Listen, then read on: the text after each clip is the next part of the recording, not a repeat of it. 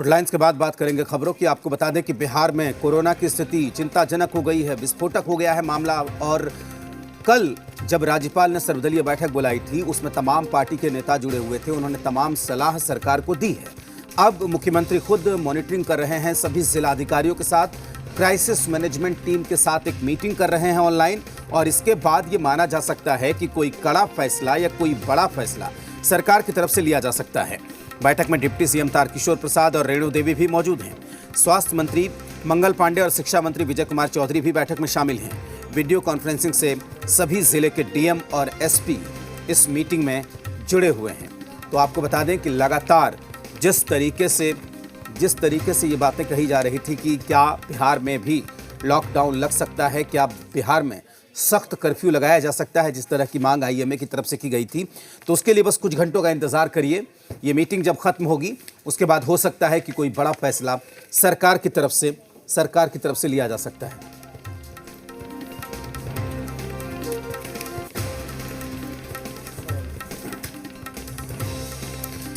तो सबसे महत्वपूर्ण बैठक इस वक्त चल रही है। क्राइसिस मैनेजमेंट की पूरी टीम है, सभी जिले के जिला अधिकारी और एसपी हैं। क्योंकि अगर सबसे महत्वपूर्ण ये मीटिंग इसलिए है क्योंकि अगर सरकार कोई फैसला लेती है लॉकडाउन लगाने का या कुछ किसी तरह की सख्ती का, तो यही अधिकारी हैं जिनके साथ मुख्यमंत्री अभी बैठक कर रहे हैं। उनको ज़मीन पर रहकर उन तमाम जो आदेश आएगा ऊपर से उसे लागू करवाना है। तो क्या कुछ व्यवहारिक दिक्कतें हो सकती हैं, किस तरह की समस्या लोगों को हो सकती है। लॉकडाउन अगर हम लगाते हैं, सरकार अगर लॉकडाउन लगाने का आदेश जारी करती है तो लोगों को कितनी दिक्कत हो सकती है। इन तमाम तरह की बातों पर चर्चा हो रही है। और कुछ जब ये मीटिंग खत्म होगी तो मुख्यमंत्री जब कहेंगे कि क्या कुछ निर्णय लिया गया है, तब तक का हमें इंतजार करना पड़ेगा। ब्यूरो चीफ रजनीश हमारे साथ इस वक्त जुड़े हुए हैं। आपको बता दें कि ब्यूरो चीफ रजनीश इस वक्त हमारे साथ जुड़े हुए हैं। रजनीश से बात करते हैं। रजनीश, कुछ घंटों का हमें इंतजार करना है। उम्मीद की जा सकती है कि इस मीटिंग के बाद जो डीएमएसपी और क्राइसिस मैनेजमेंट की टीम जो है, इसके बाद कुछ कड़े फैसले सरकार की तरफ से लिए जा सकते हैं लोगों के हित को ध्यान में रखते हुए। रजनीश, देखिए, मुख्यमंत्री सचिवालय में बैठक मुख्यमंत्री नीतीश कुमार की अध्यक्षता में चल रही है। मैराथन बैठक है और तमाम जो जिलों के प्रशासनिक पदाधिकारी है, जिलाधिकारी और आरक्षी अधीक्षक, वो वीडियो कॉन्फ्रेंसिंग से जुड़े हुए हैं।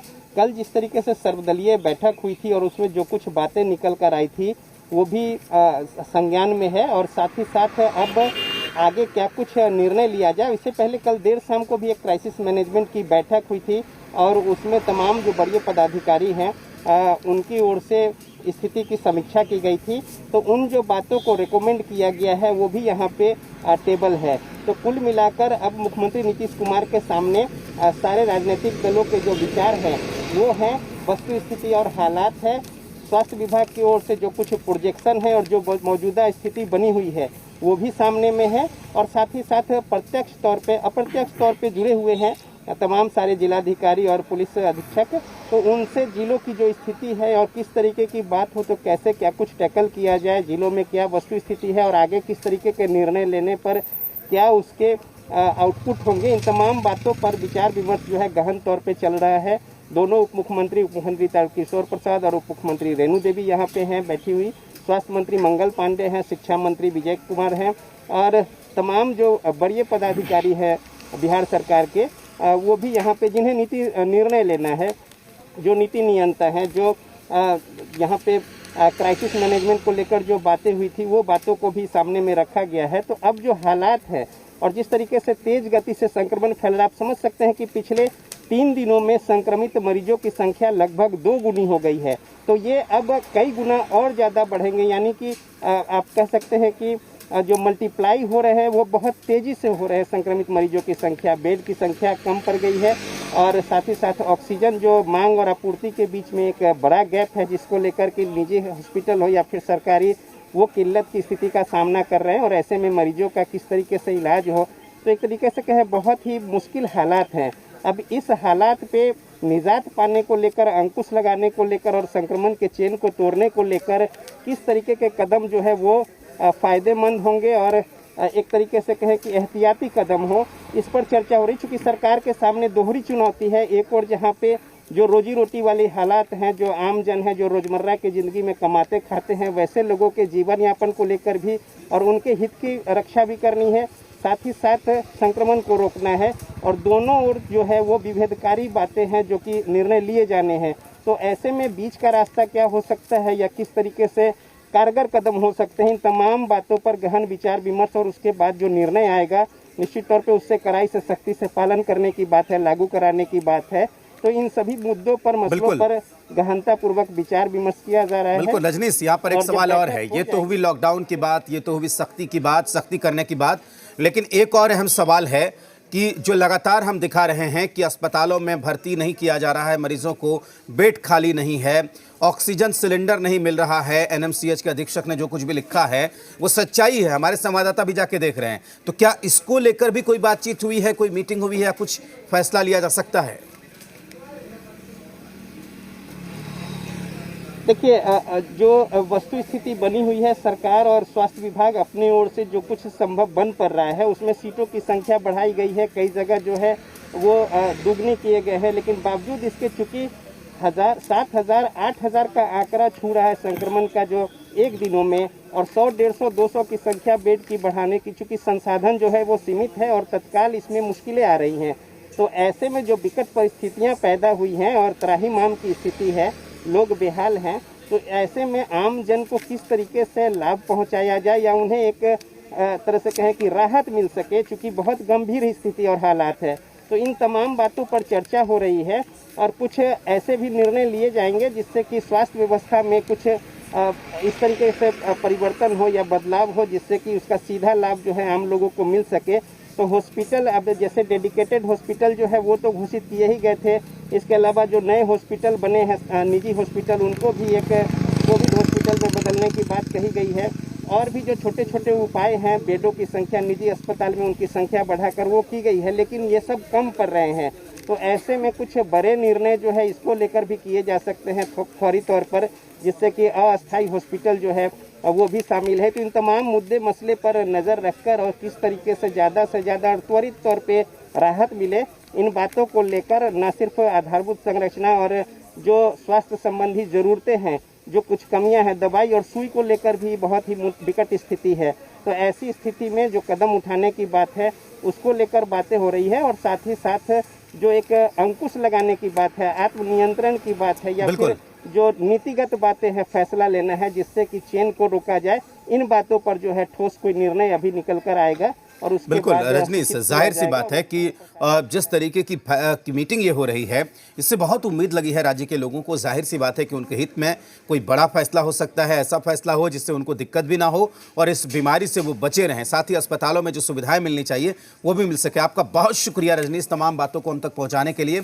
और जाहिर सी बात है कि जिस तरीके से संक्रमण का दायरा लगातार बढ़ रहा है, सरकार को सचेत होने की जरूरत है, सख्त कदम उठाने की जरूरत है, इस बात का भी ख्याल रखने की जरूरत है कि लोगों को किसी तरह की कोई तकलीफ ना हो, जिसे भी जो चाहिए उस समय पर उन्हें मिल जाए, क्योंकि इन सभी बातों के जरिए ही हम लोगों को कोरोना से बचा सकते हैं और कोरोना से लड़ सकते हैं। और बिहार से जो आंकड़े मिल रहे हैं उसके बारे में हम आपको बताना चाहेंगे कि लगातार कोरोना महामारी फुल स्पीड में आगे बढ़ रही है। सूबे में पिछले 24 घंटे में 7,870 नए पॉजिटिव केस मिले हैं। राजधानी पटना में सबसे ज्यादा 1898 संक्रमित मिले हैं। इसके अलावा गया, मुजफ्फरपुर और भागलपुर में भी संक्रमण काफी तेजी से बढ़ा है। गया में 610 नए केस मिले तो भागलपुर में 322, बेगूसराय में 326, मुजफ्फरपुर में 541 और मुंगेर में 255 नए केस मिले। नए आंकड़े आने के बाद बिहार में कुल 39,487 एक्टिव केस हो गए हैं। रिकवरी रेट गिरकर 86.93% हो गया है। और बात अगर जांच की करें तो पिछले 24 घंटे में 1,05,55 सैंपल की जांच हुई है। जैसे जैसे आंकड़ा बढ़ रहा है वैसे वैसे मरने वालों की संख्या भी बढ़ रही है। पिछले 24 घंटे में बिहार में 34 लोगों की मौत हुई है, जबकि पटना में 12 लोगों की मौत कोरोना की वजह से हो गई है।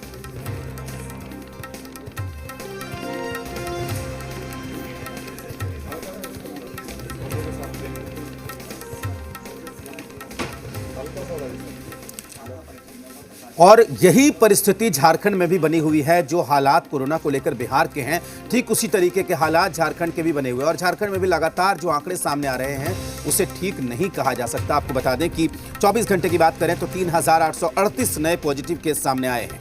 30 कोरोना संक्रमितों की मौत हुई है। इसके बाद राज्य में कोरोना पॉजिटिव लोगों की संख्या 1,58,953 तक पहुंच गई।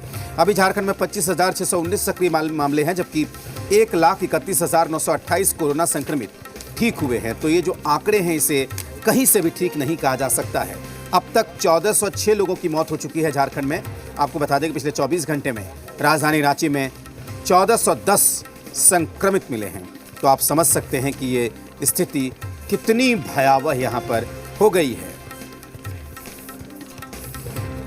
झारखंड में कोरोना संक्रमण की रफ्तार तेज हो चुकी है। प्रतिदिन आंकड़ों में इजाफा देखा जा रहा है। हालांकि 24 घंटे की बात करें तो संक्रमण की रफ्तार थोड़ी धीमी हुई है। राजधानी रांची में संक्रमण के जो आंकड़े आए हैं उसमें भी कमी आई है, साथ ही मौत की संख्या भी कम हुई है। पिछले 24 घंटे में पूरे राज्य में तकरीबन 30 लोगों की कोरोना से मौत हुई है।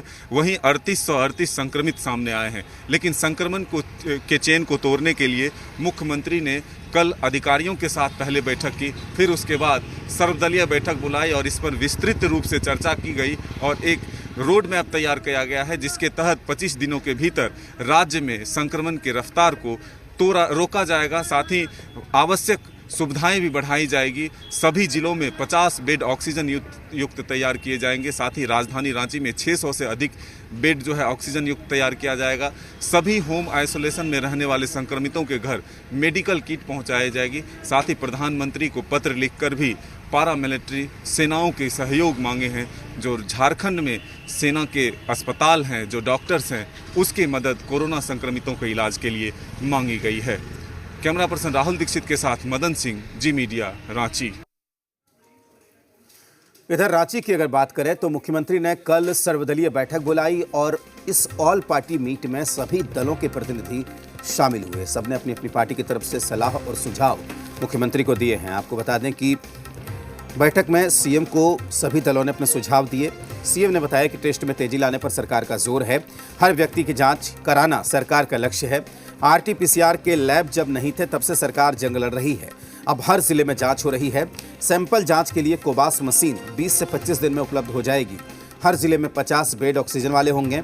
रांची में 600 बेड ऑक्सीजन वाले अतिरिक्त बढ़ाए गए हैं। सभी आंगनबाड़ी केंद्र में ऑक्सीमीटर और मेडिकल किट उपलब्ध कराने का निर्देश दिया गया है। मुख्यमंत्री ने कहा कि अगले 25 दिनों में स्थिति को समान करने का लक्ष्य है।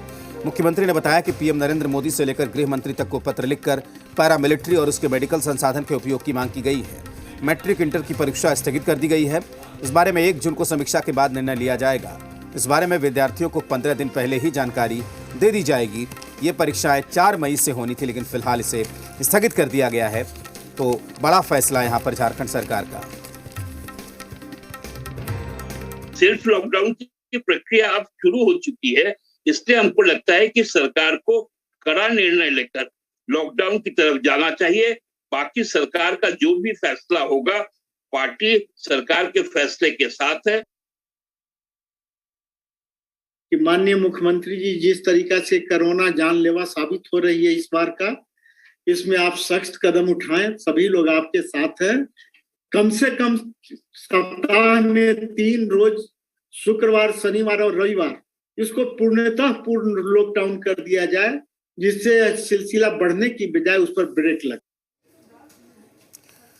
तो बिहार और झारखंड में जो स्थिति बनी हुई है उसे ठीक नहीं कहा जा सकता। दूसरी तरफ दोनों तरफ की सरकारें लगातार ये कोशिश कर रही है कि हालात को काबू में किया जा सके। हमारे साथ 2 संवाददाता इस वक्त जुड़े हुए हैं। आपको बता दें कि रांची से मदन हमारे साथ जुड़े हुए हैं, जबकि पटना से रितेश हमारे साथ जुड़े हुए हैं। सबसे पहले मदन का रुख करेंगे। मदन, सर्वदलीय बैठक में सभी दलों ने अपने सुझाव दिए हैं। आज भी सत्तारूढ़ दल के नेताओं के साथ मुख्यमंत्री की बैठक चल रही है। जाहिर सी बात है कि जो सुविधाएं लोगों को मिलनी चाहिए, जिन सामानों की कमी है वो तो एक तरफ है, लेकिन दूसरी तरफ कड़ा फैसला भी लिया जा सकता है। लॉकडाउन जैसे हालात भी अब जो है लगातार बन रहे हैं। मदन,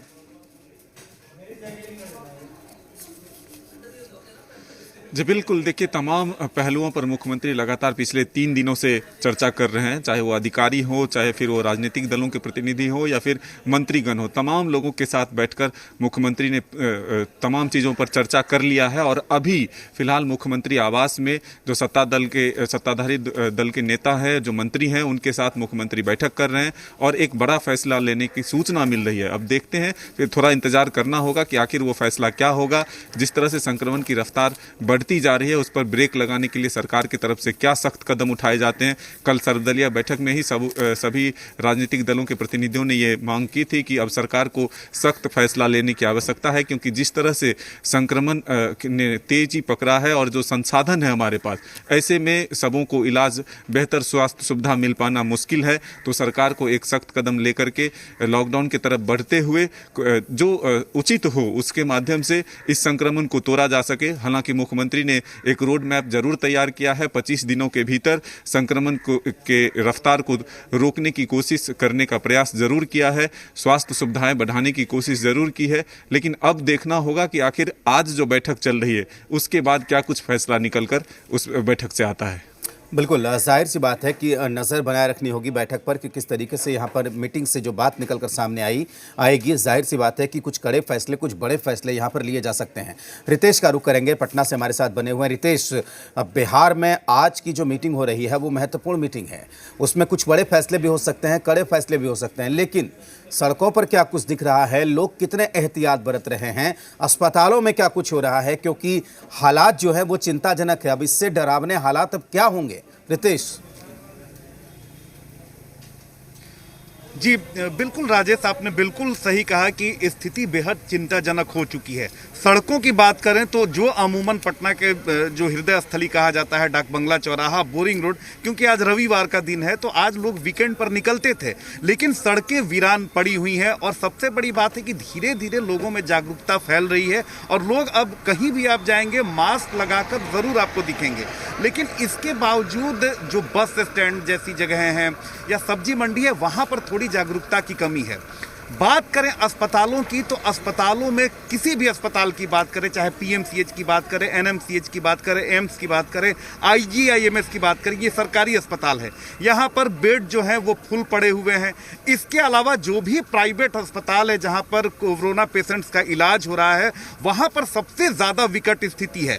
विकट स्थिति इसलिए है कि एक तो बेड फुल पड़े हुए हैं, दूसरा जो ऑक्सीजन जो सप्लाई होना है और जो सप्लाई और डिमांड के बीच में जो गैप है वो बहुत बड़ा है। और इस पर लगातार जो प्राइवेट अस्पताल के जो संचालक हैं लगातार सरकार को आगाह कर रहे हैं, जिला प्रशासन को आगाह कर रहे हैं कि जल्द से जल्द ऑक्सीजन की जो ये समस्या उत्पन्न हो रही है इसे आप लोग दुरुस्त कीजिए, क्योंकि ऑक्सीजन की कमी की वजह से पेशेंट्स को लेना उनके लिए मुश्किल हो रहा है। क्योंकि कई जगह अगर बेड हैं लेकिन अस्पताल प्रशासन जो है वो हाथ खड़े कर दे रहा है, क्योंकि वहां पर ऑक्सीजन की समुचित व्यवस्था नहीं है। इन तमाम संसाधनों की कमी की वजह से जो कोरोना के जो पेशेंट्स को जो फौरन इलाज मिलना चाहिए वो नहीं मिल पा रहा है। और कहीं ना कहीं इसका जो असर है वो तमाम जो संक्रमित हैं उनके इलाज पर देखा जा रहा है। जो उनके परिजन हैं उनकी मनोस्थिति काफ़ी खराब है।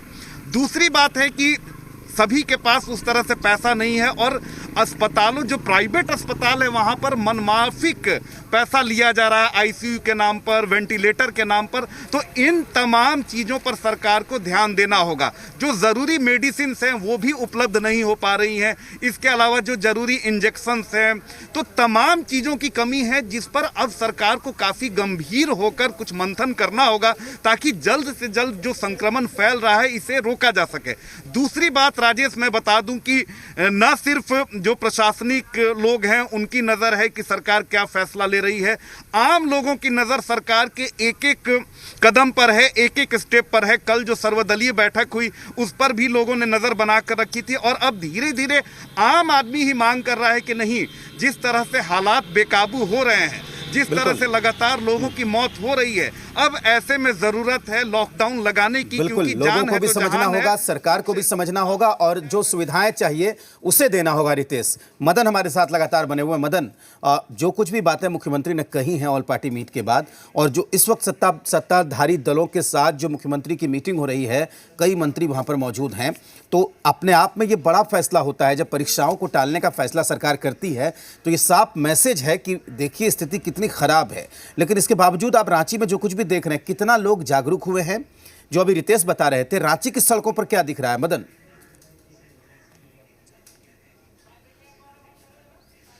जी बिल्कुल, देखिए रितेश ने जो कहा वही हालात रांची में भी है। चाहे हम सरकारी अस्पतालों की बात करें या निजी अस्पतालों की बात करें, ऑक्सीजन की बात करें, वेंटिलेटर की बात करें या फिर लाइफ सेवर दवाओं की बात करें, तमाम चीज़ों की किल्लत जो है वो झारखंड में भी देखने को मिल रही है। इसीलिए अब वो परिस्थिति आ चुकी है, लोगों का डिमांड यहाँ भी है।